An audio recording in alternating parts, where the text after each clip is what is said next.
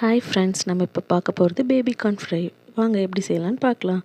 தேவையான ingredients 2 table spoon கடல மாவு, 2 டேபிள் ஸ்பூன் கார்ன்ஃப்ளவர் மாவு, 1 table spoon chilli powder, 1 table spoon tomato sauce, 1/2 table spoon soya sauce, அப்புறம் இந்த டிஷ்க்கு தேவையான உப்பு. இப்போது நம்ம பேபிக்கான 1/4 கட் பண்ணி வச்சுருக்கோம், அதை இது கூட சேர்த்துக்கலாம்.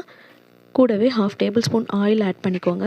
இப்போ தேவையான அளவு தண்ணி ஆட் பண்ணி மிக்ஸ் பண்ணிக்கோங்க. ரொம்ப தண்ணியாகவும் இல்லாமல் ரொம்ப திக்காகவும் இல்லாமல் மீடியம் கன்சிஸ்டன்சியில் பேட்டர் ரெடி பண்ணிக்கோங்க. இப்போது கட் பண்ணி வச்சுருக்க பேபிக்கான இது கூட ஆட் பண்ணி நல்லா கோட் ஆகிற மாதிரி மிக்ஸ் பண்ணிக்கோங்க. மிக்ஸ் பண்ணதுக்கப்புறம் ஒரு 5 மினிட்ஸ் ரெஸ்ட் விட்டுருங்க. அதுக்குள்ளே ஒரு பேனில் ஆயிலை ஹீட் பண்ணிக்கலாம். ஆயில் நல்லா ஹீட் ஆனதுக்கப்புறம் ஒவ்வொரு பேபிக்கான அதுக்குள்ளே போட்டு பொரித்து எடுத்துக்கலாம். நம்ம எந்த ஒரு டீப் ஃப்ரை பண்ணுறதா இருந்தாலும் அது கிறிஸ்பியாக வரதுக்கு ஒரு டெக்னிக் நான் சொல்லித்தரேன், ஃபாலோ பண்ணுங்கள். நம்ம வீடியோலையும் அதே மாதிரி தான் செஞ்சுருப்போம், பாருங்கள்.